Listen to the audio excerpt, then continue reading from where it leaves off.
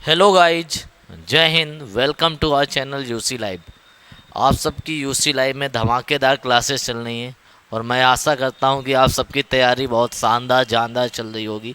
उसमें आज एक और क्लास लेके आया हूं। प्रीवियस ईयर वो कैब है जो 2021 सीजीएल में आई थी। दरवाजे बंद करो। जो 2021 सीजीएल में आई थी उसी की ईडियम्स मैं करा रहा हूँ। जैसे ईडियम्स ख़त्म हो जाएगी उसके बाद मैं वन वर्ड्स कराऊँगा। उसके बाद कंबाइन करके सिनोनिम्स एंटोनिम्स कराऊँगा। और सारी प्रीवियस ईयर पे वो कैब जो पिछले साल आई थी मैं तुम्हारे एग्ज़ाम से पहले करा दूँगा। 2021 वाली तो सारी कंप्लीट करा दूँगा, तो आप लोगों को टेंशन नहीं लेना है। और जल्दी से जाइए आप लोग, सभी लोग सेशन को लाइक कर दो, शेयर कर दो। ठीक है, सेशन को लाइक शेयर कर दो और टेलीग्राम में जाके UC live Telegram channel join कर लो। ठीक है, UC live Telegram channel join कर लोगे तो वहाँ पे आपको प्रॉपर पीडीएफ्स मिल जाएंगी। और जिनका पेपर दिल्ली पुलिस का था, जिनका पेपर दिल्ली पुलिस का है, उनके लिए अभी से भी बेस्ट ऑफ लक मैं बोल रहा हूँ। कायदे से पेपर देना, आराम से। बहुत आसान पेपर आ रहा है। इंग्लिश इतनी आसान आ रही कि 25 में 22-23 क्वेश्चंस आराम से तुम कर सकते हो। एक दो क्वेश्चंस में दिक्कत होगी, वो क्वेश्चन है क्लोज टेस्ट या पैसेज।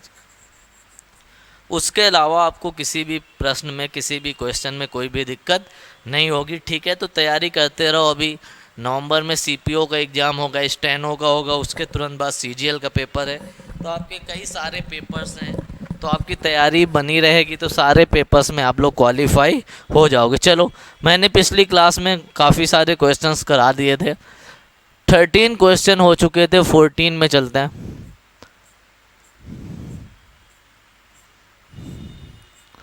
चलो, आज का पहला क्वेश्चन तुम्हारी स्क्रीन पे आ गया। बहुत आसान क्वेश्चन है।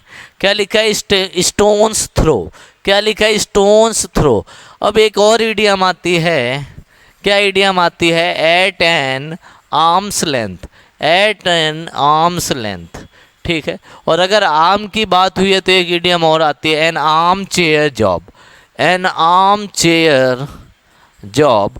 जल्दी से बताओ क्या आंसर होगा। स्टोन्स थ्रो मतलब जो स्टोन है, कितनी दूर, कितनी दूर मतलब इतनी दूर जितनी दूर तुम एक पत्थर फेंक सको, उतनी दूर जितनी दूर तुम एक पत्थर फेंक सको। अब जल्दी से बताओ, जितनी दूर तुम एक पत्थर फेंक सकोगे वो थोड़ी दूर होगा या बहुत दूर होगा? जल्दी से कमेंट बॉक्स में बताओ कि जहाँ तक तुम एक पत्थर फेंक पाओगे वो चीज़ तुम्हारे हाथ से थोड़ी दूर होगी या बहुत दूर होगी? जल्दी से बताओ, थोड़ी दूर होगी या बहुत दूर होगी? तो सबको पता है आंसर क्या होने वाला है।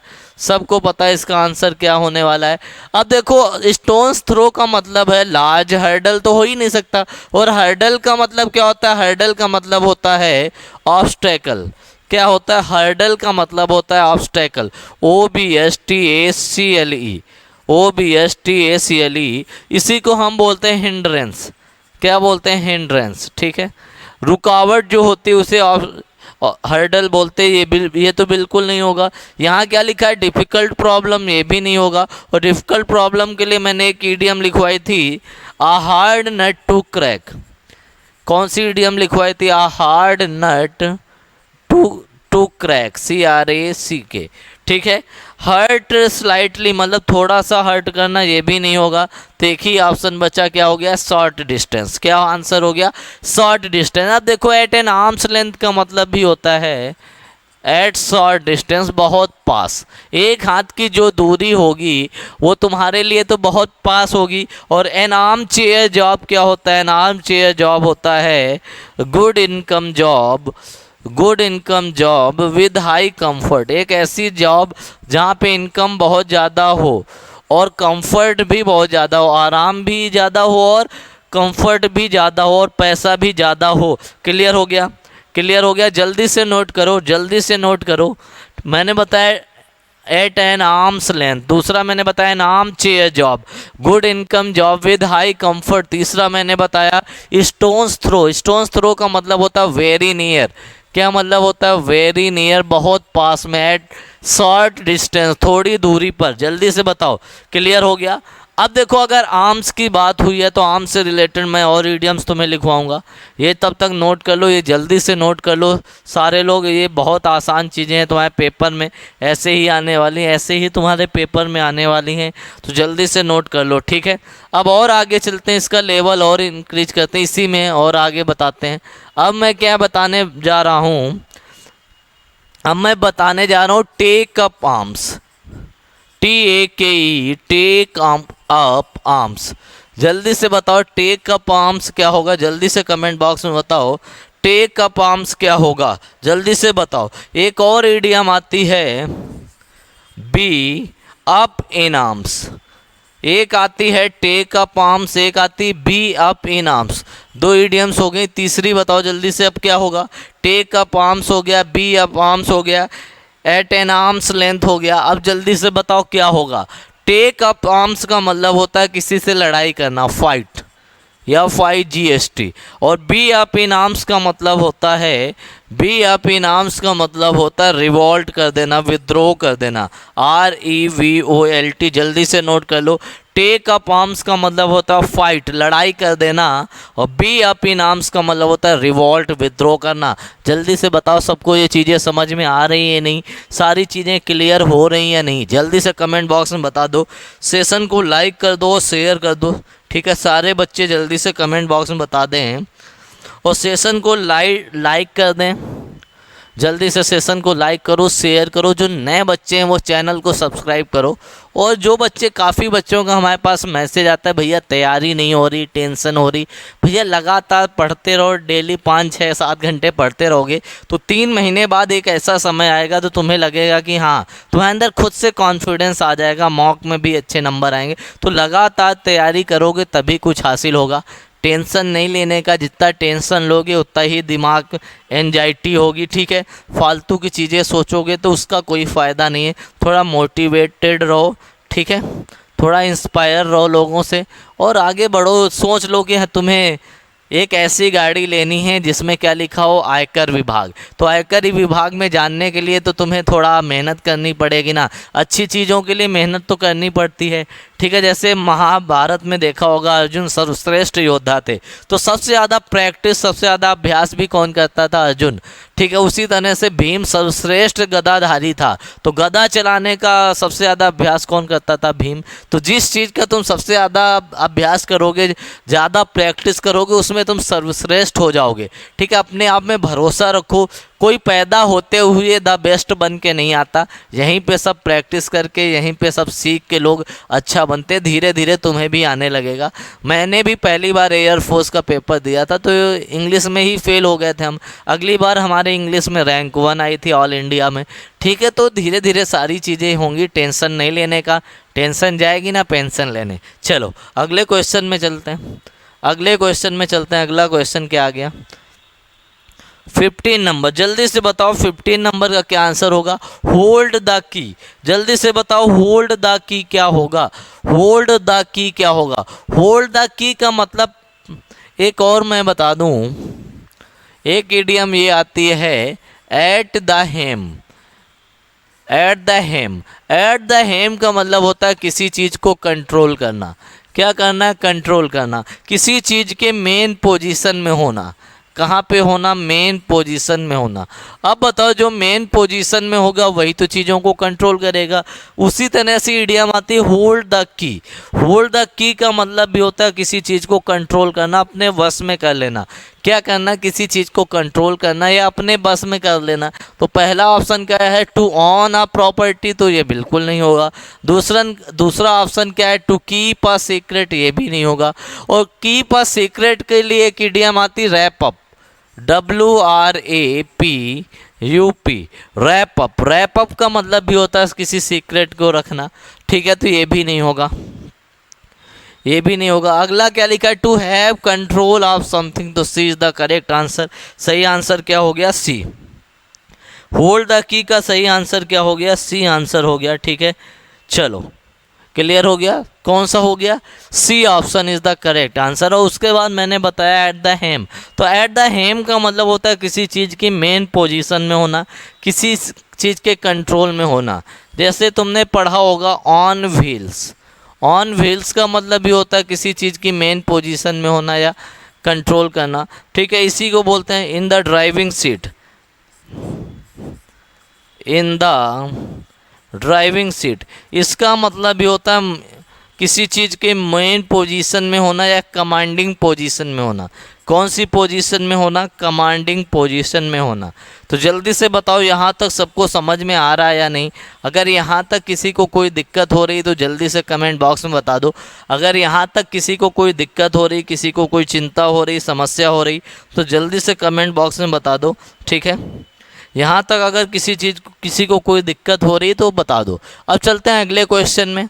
15 क्वेश्चन हो चुके हैं। 16 नंबर में क्या लिखा है जल्दी से बताओ। 16 नंबर में लिखा है माई फ्रेंड सक्सीडेड बिकॉज। अब एक चीज़ मैं और बताऊं, कभी भी पेपर में सक्सीड आ जाए, SUCCEED, कभी भी पेपर में सक्सेस आ जाए तो दोनों में अंतर क्या होता है? सक्सीड जो होती है वर्ब होती है और सक्सेस जो होता है नाउन होता है। तो जो सक्सेस है ये तो सब्जेक्ट के रूप में भी आ सकता है और ऑब्जेक्ट के रूप में भी आ सकता है, लेकिन ये नहीं। अगर सेकंड थर्ड फॉर्म की बात करोगे तो सेकंड या थर्ड फॉर्म किसकी आएगी? सक्सीड की आएगी। इसी वजह से यहाँ पे क्या आया? सक्सीडेड। क्या लिखा? My friend succeeded because they left no stone unturn in their search for an answer to the problem. मतलब मेरे दोस्त ने क्वेश्चन का जो प्रॉब्लम थी, समस्या थी, उसको ढूंढने में कोई कसर नहीं छोड़ी, एक भी मतलब कसर नहीं छोड़ी, भरकस प्रयास किया। लीव नो स्टोन अनटर्न्ड, ठीक है। अब बताओ इसका मतलब क्या होता है? इसका मतलब होता है मेक ऑल पॉसिबल एफर्ट्स, सारे एफर्ट्स लगा देना। तो डिपेंडेड ऑन मैनी पीपल ये तो बिल्कुल नहीं होगा। Made every possible effort, second one is the correct answer कि सारे एफर्ट्स लगा देना। क्या कर देना? सारे एफर्ट्स लगा देना, ठीक है। Made every possible effort. जल्दी से बताओ यहाँ तक सबको समझ में आया? अगर यहाँ तक सबको समझ में आया तो नेक्स्ट में चलते हैं, अगले क्वेश्चन में चलते हैं। 16 क्वेश्चन हो चुके हैं। कितने क्वेश्चन हो चुके हैं? 16 क्वेश्चन हो चुके हैं। अगर यहाँ तक सबको समझ में आया तो अब चलते हैं 17 नंबर में। चलो 17 नंबर क्या लिखा है? 17 नंबर लिखा है you have put me in a tight corner by telling me to keep quiet. अब जल्दी से बताओ, अभी बात हुई थी लीव नो स्टोन अनटर्न्ड। अब एक पेपर में क्वेश्चन आता है रैट रेस। भैया रैट रेस तुम्हारी जिंदगी, SSC क्या है? SSC is a rat race. Rat race का मतलब होता है कड़ी प्रतिद्वंदिता, टफ कंपटीशन, COMPETION कंपटीशन, ठीक है। चलो, और इसी के लिए बोलते हैं कट थ्रॉट। क्या बोलते हैं? कट थ्रॉट कंपटीशन, मतलब गला घोटू कंपटीशन है, टफ कंपटीशन है। वो पिछले वाले में ही सिमिलर था। अब आगे चलते हैं 17 नंबर में। 17 नंबर में क्या लिखना है? आ टाइट कॉर्नर। अब आ टाइट कॉर्नर का मतलब क्या होता है? टाइट कॉर्नर का मतलब होता है हिमालयन टास्क।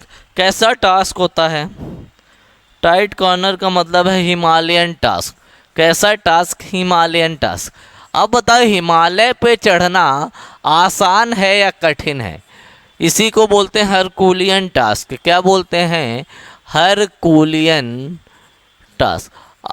अब हरकुलिस एक योद्धा था, उसको मतलब, और इसी को बोलते हैं हार्ड नट टू क्रैक। क्या बोलते हैं? आ हार्ड नट टू क्रैक। अब तो आंसर मिल गया होगा आप लोगों को, ठीक है। आ हार्ड नट टू क्रैक। अब बताओ इन सब का एक ही मतलब होता है कि कैसी सिचुएशन? बहुत खतरनाक सिचुएशन, बहुत गंभीर समस्या। और गंभीर समस्या की बात करते हैं तो यानी एम्बेरेसिंग सिचुएशन तो बिल्कुल नहीं होगा। आ कंफर्टेबल सिचुएशन बिल्कुल नहीं होगा। आ डिफ़िकल्ट सिचुएशन होगा। क्या होगा? डिफ़िकल्ट सिचुएशन, ठीक है। A difficult situation is the correct answer. जल्दी से नोट करो। पानी ले आना नीचे से, पानी नीचे से, ठीक है। क्या होगा? A difficult situation. You have put me in a tight corner, इसका मतलब है you have put me in a difficult situation, ठीक है। किसी को किसी डिफ़िकल्ट सिचुएशन में डाल देना, ठीक है। चलो, क्लियर हो गया। अब चलते हैं नेक्स्ट क्वेश्चन में। ये सबको समझ में आ गया होगा। अगला क्वेश्चन क्या लिखा है? निप in the bud. Nib in the बड क्या होता है? अगर पेपर में आ जाता है इन द बड, पेपर में अगर ये लिख के आ जाता है in the bud, in the बड का मतलब होता है इन बिगिनिंग। कहाँ पे? इन बिगिनिंग, किसी चीज़ की शुरुआत में। इन बिगिनिंग, किसी चीज़ की शुरुआत में, ठीक है। तो ये तो बिल्कुल नहीं होगा, जैसे क्लियर है। अब अगर निप इन द बड का आ जाए तो निप इन द बड का मतलब होता है डिस्ट्रॉय, किसी चीज़ को डिस्ट्रॉय कर देना। और कब डिस्ट्रॉय करना? इनिशियली, जब वो चीज़ प्रारंभ हो रही हो, NITIALLY, इनिशियल स्टेज में ही उसको ख़त्म कर देना या डिस्ट्रॉय कर देना। निप इन द बड का मतलब होता है किसी चीज़ को शुरुआत में ही ख़त्म कर देना।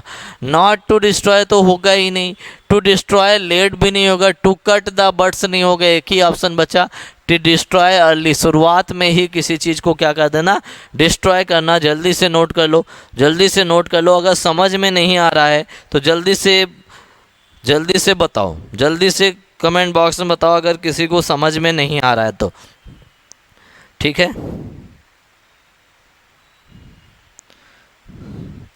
अगर किसी को कुछ समझ में नहीं आ रहा है, ठीक है, तो जल्दी से बताओ क्या आंसर होगा। जल्दी से बताओ, जल्दी से बताओ तो मैं उसको फिर से एक्सप्लेन कर दूँ।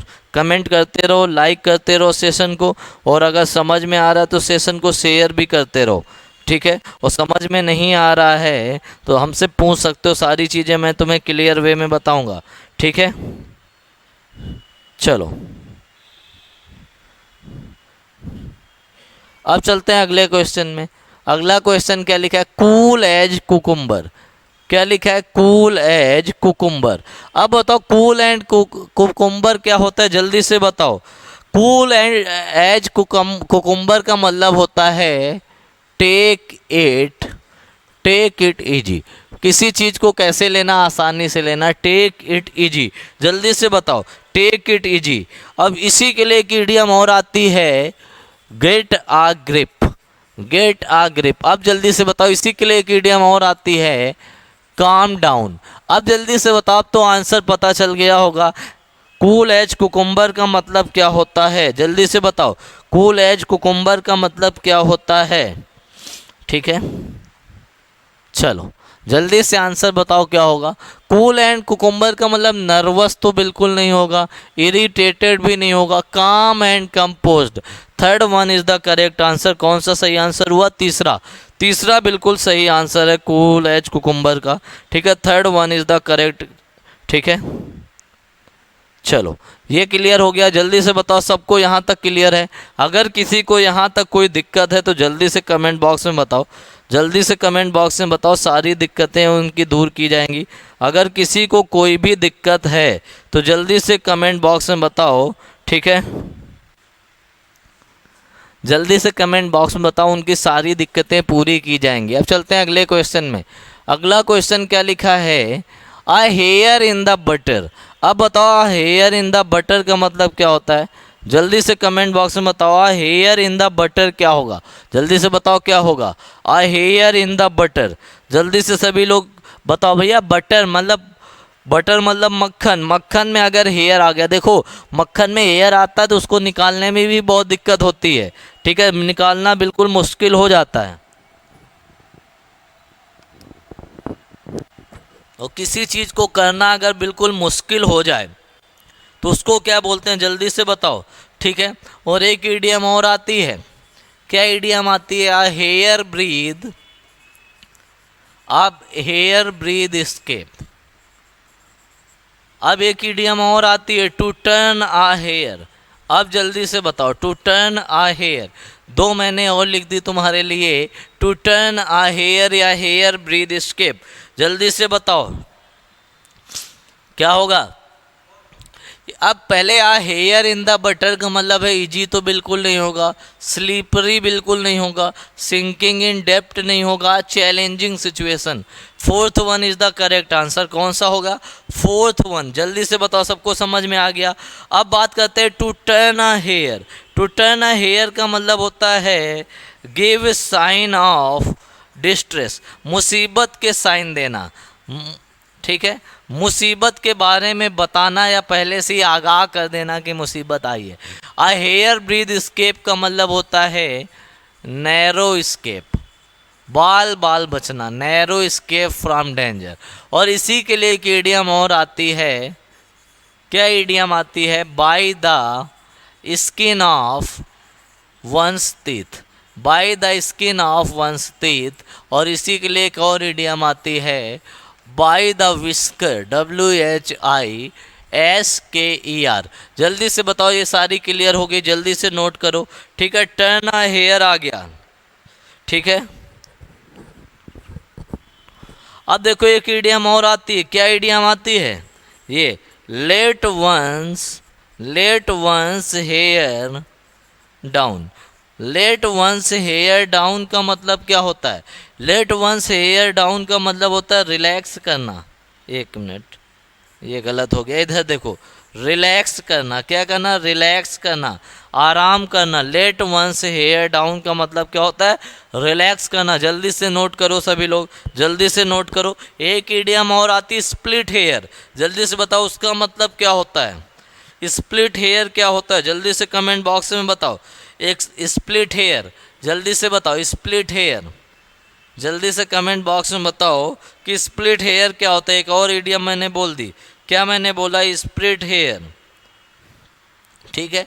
अब देखो अगर बात करें स्प्लिट हेयर की, किसकी बात करें, स्प्लिट हेयर की, SPLIT।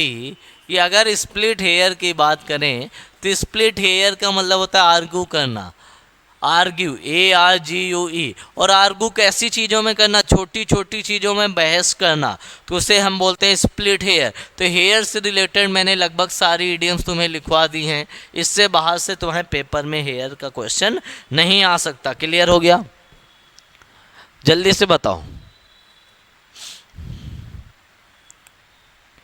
अब चलते हैं अगले क्वेश्चन में। अगला क्वेश्चन क्या लिखा है, इजी मनी। इजी मनी क्या होता है, इजी मनी का मतलब होता है बिना मेहनत का जो पैसा होता है। कैसा पैसा, बिना मेहनत के जो पैसा होता है उसे हम बोलते हैं इजी मनी। कैसा मनी, इजी मनी। अब बताओ पहले में क्या लिखा है, कलेक्ट समवंस कैश फॉर, नहीं ये तो बिल्कुल नहीं होगा। Work hard to earn large salary, ये भी बिल्कुल नहीं होगा। Have no difficulty in collecting money, ये भी नहीं होगा। Make money without much effort may be legally, fourth one is the correct answer. बिना किसी एफर्ट्स के, बिना किसी एफर्ट्स के पैसा कमाना उसे हम क्या बोलते हैं, इजी मनी। क्या बोलते हैं, easy money. Make money without much effort में बी लीगली, बिना किसी एफर्ट के क्या कराना, पैसा कमाना, उसे बोलते हैं इजी मनी। क्लियर हो गया, तो जल्दी से नोट कर लो, फिर चलते हैं अगले क्वेश्चन में।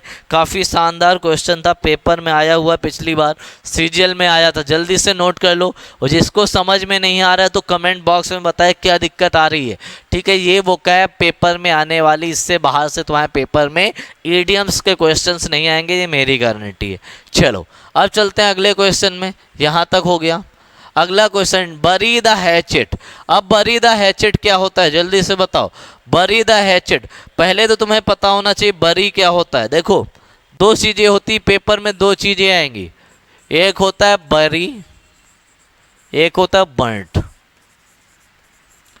बरी का मतलब क्या होता है, बरी का मतलब होता है दफनाना, क्या करना, दफनाना, ठीक है। बर्ट का मतलब क्या होता है, जलाना।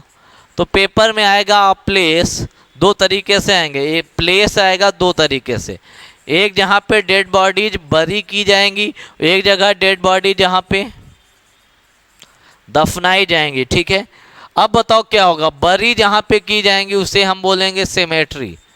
क्या बोलेंगे, सेमेट्री, CEMETARY, कब्रिस्तान। और जहाँ पे जलाई जाएंगे उसे हम बोलेंगे क्रेमेटरी,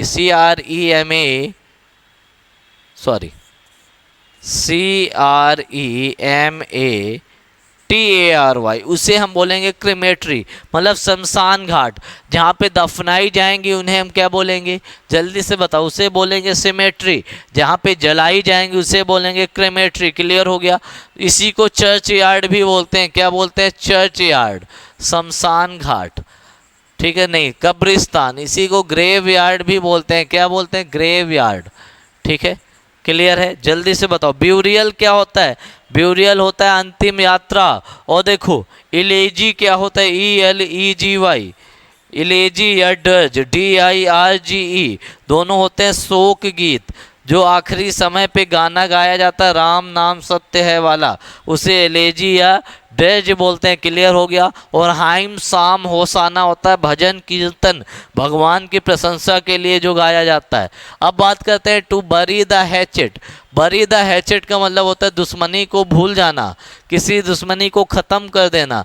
टू स्टॉप टॉकिंग समवन बिल्कुल नहीं होगा। टू एंड अ क्वेरल, बिल्कुल किसी झगड़े को क्या कर देना? खत्म कर देना, एंड कर देना, उसे हम बोलते हैं बरी द हैचेट। क्लियर हो गया? क्या बोला जाता है? बरी द हैचेट, किसी झगड़े को क्या कर देना? खत्म कर देना। क्लियर है? अब चलते हैं नेक्स्ट क्वेश्चन में।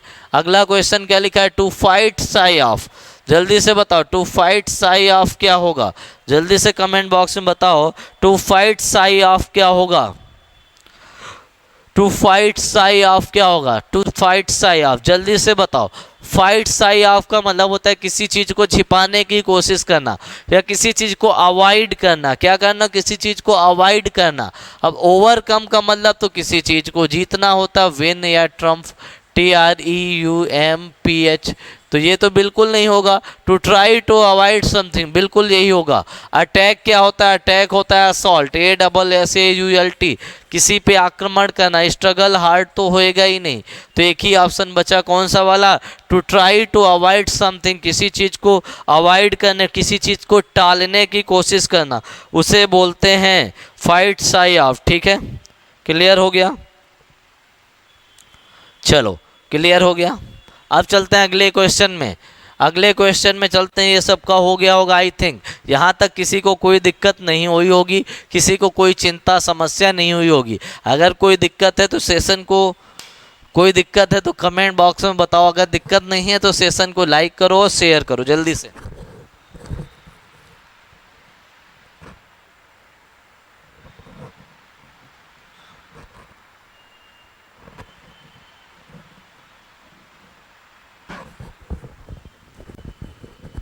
हो गए?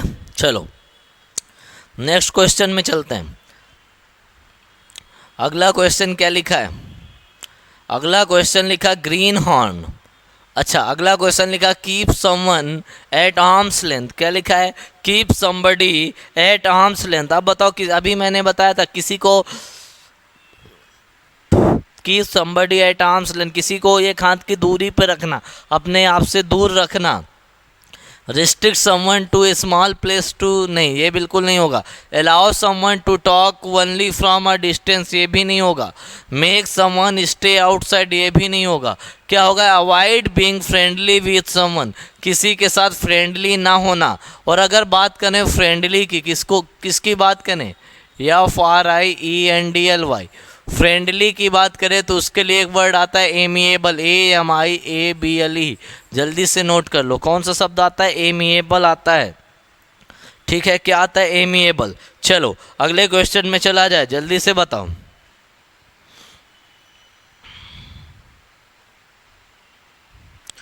जल्दी से बताओ अगले क्वेश्चन में चला जाए या नहीं? कमेंट बॉक्स में जल्दी बताओ।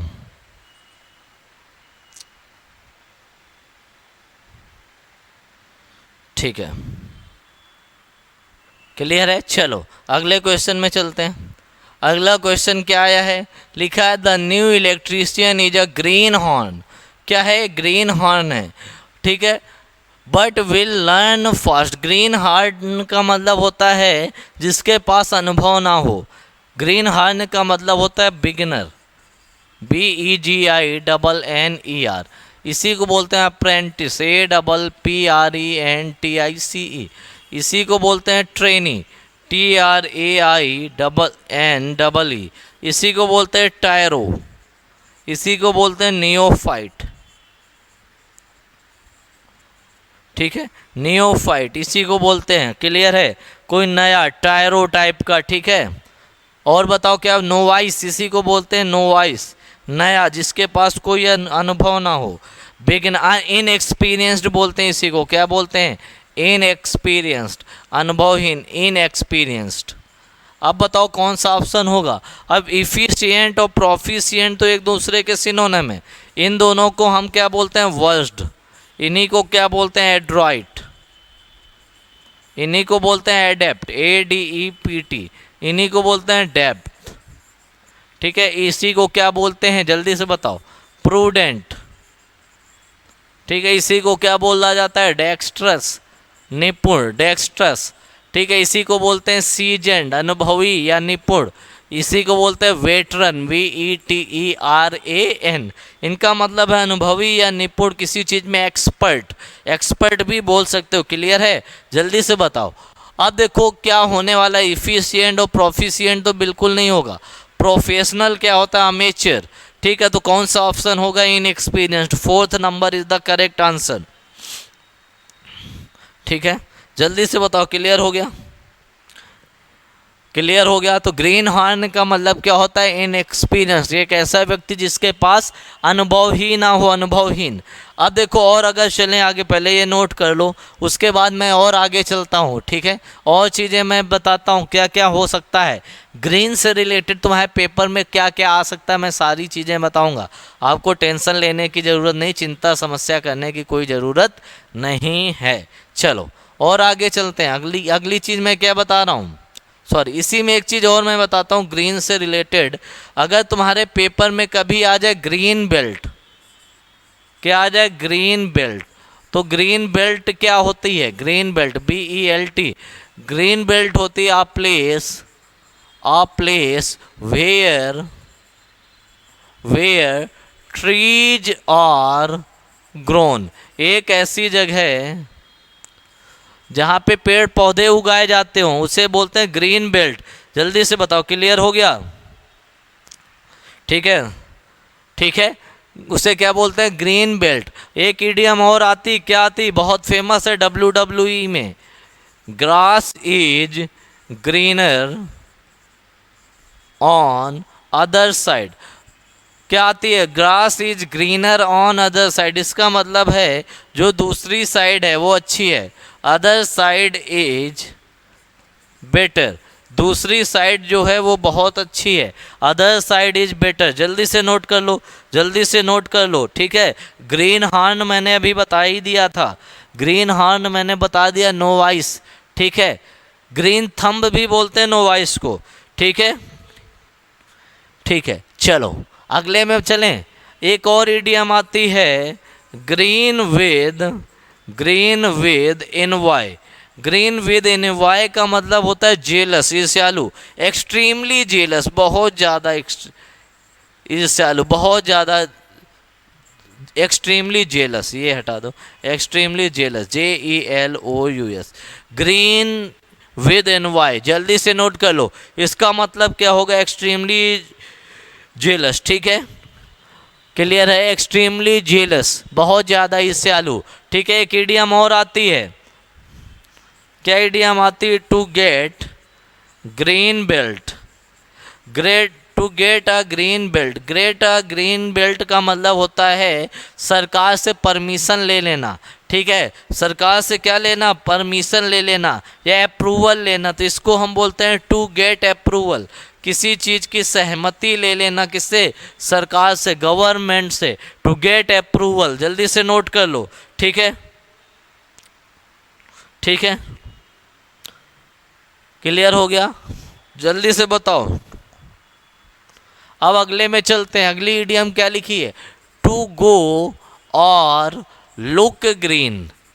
अब बताओ, हरा दिखाई देना, हरा आदमी कब दिखाई देता है, जब वो बीमार होता है, इल, ILL। जल्दी से नोट कर लो। ठीक है, जल्दी से नोट करो।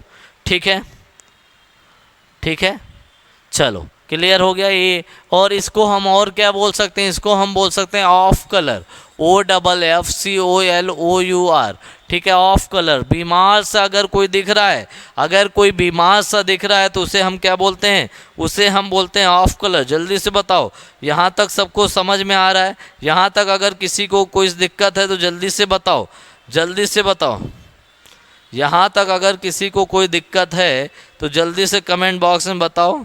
ठीक है, मैं कमेंट देख रहा हूँ तुम लोगों की, जल्दी से बताओ। चलो अगले क्वेश्चन में चला जाए, अगले क्वेश्चन में चला जाए। चलो अगला क्वेश्चन क्या लिखा है, स्टिकी फिंगर्स। अब बताओ स्टिकी फिंगर्स क्या होता है। स्टिकी फिंगर क्या होता है। स्टिकी फिंगर होता है कि अंदर से चोरी करने की ललत आ जाए, ठीक है, क्या करने, अंदर से एक इच्छा है कि चोरी करना है। और एक ईडियम और आती है, बर्न वंस फिंगर। अब बताओ बर्न वंस फिंगर का मतलब क्या होता है। बर्न वंस फिंगर का मतलब होता है get into trouble, TROUBLE। Burn one's finger का मतलब होता है गेट इनटू ट्रबल। जल्दी से बताओ, क्लियर हो गया, क्लियर हो गया। और एक इडियम ये आती है फिंगर क्रॉस्ड।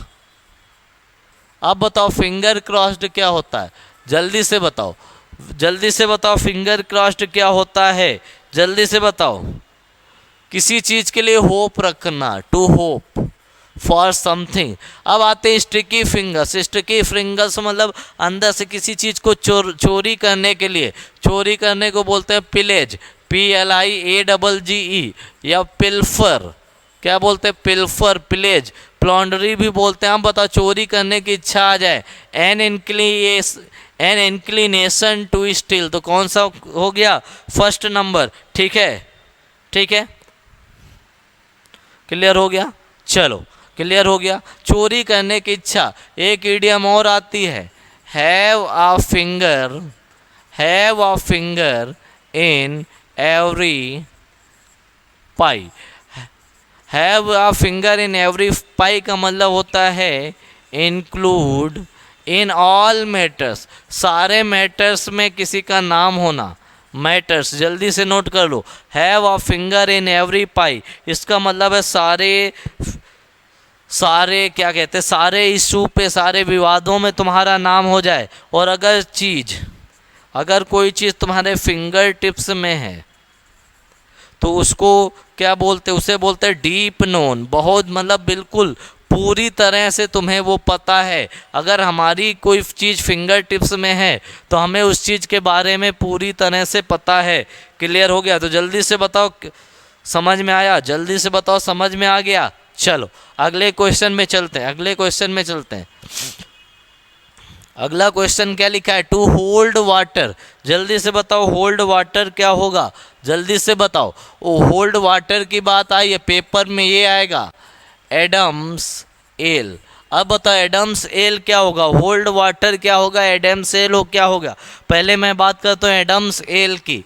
एडम्स एल का मतलब होता है प्योर वाटर, शुद्ध जल, ठीक है। एक पेपर में और ईडियम आती है हॉब्सन्स चॉइस, हॉब्सन्स चॉइस, उसका मतलब क्या होता है, नो चॉइस। CGL 2018 प्री में आया था, CGL 2018 प्री में हॉब्सन्स चॉइस आया था।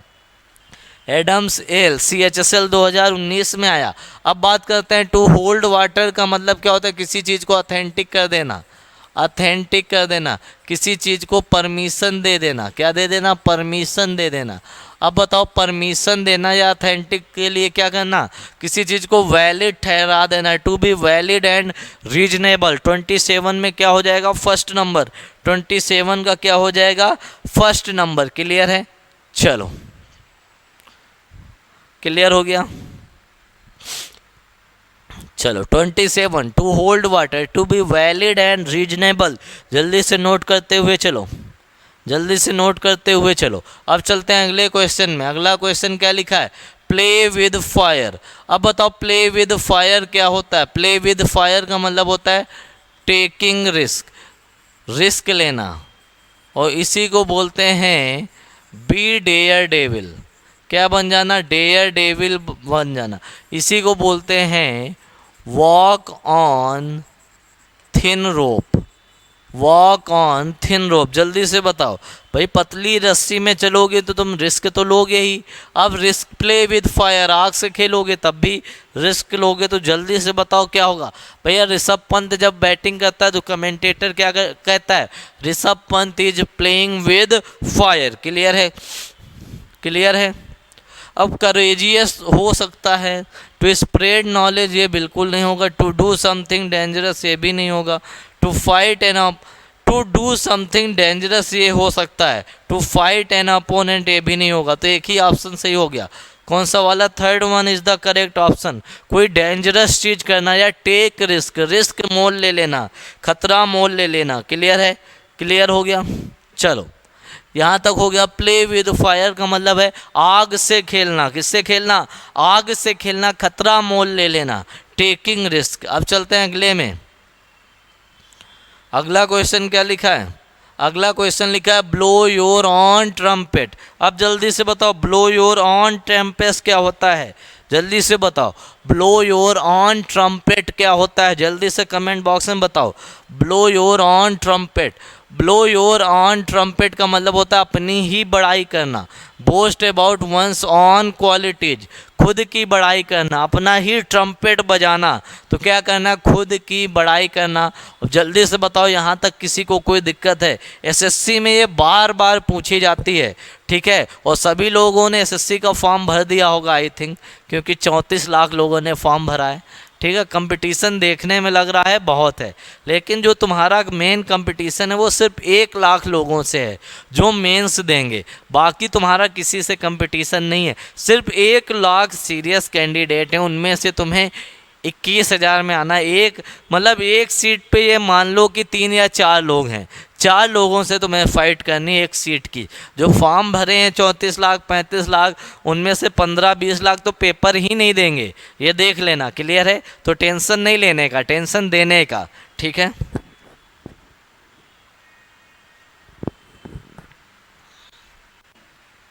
चलो अगले क्वेश्चन में चलते हैं।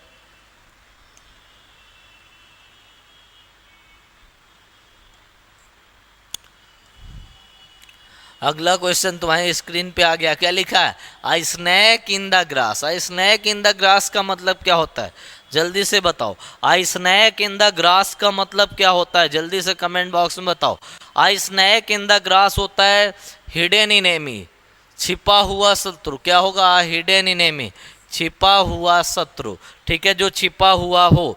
जल्दी से बताओ। A snake in the grass होता है छिपा हुआ दुश्मन। कैसा दुश्मन?